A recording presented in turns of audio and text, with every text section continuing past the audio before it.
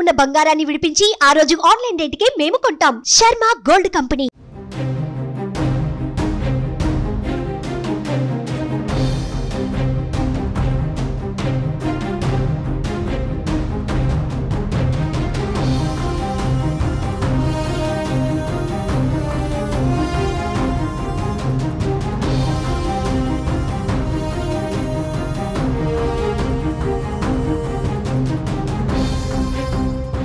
శ్రీకాకుళం జిల్లా ఎచ్చెర్ల మండలంలో విషాదం చోటు చేసుకుంది. కేశవరెడ్డి రెసిడెన్షియల్ స్కూల్లో పనిచేసే టీచర్ ఆత్మహత్య చేసుకోవడం ఇప్పుడు కలకలం రేపుతోంది. గార్ల మండలం నగరాలపేటకు చెందిన నీరజ టీచర్ గా పనిచేస్తూ ఉండగా ఆమె అక్క హేమలత కూడా అదే స్కూల్లో రిసెప్షన్ లో విధులు నిర్వహిస్తోంది. బుధవారం క్రిస్మస్ సెలవు కావడంతో విద్యార్థులెవరూ స్కూల్ కు రాలేదు. దీంతో మధ్యాహ్నం 5 నుంచి 6 గంటల సమయంలో నీరజ తన గదిలో ఫ్యాన్ కి ఉరివేసుకుని ఆత్మహత్య చేసుకుంది.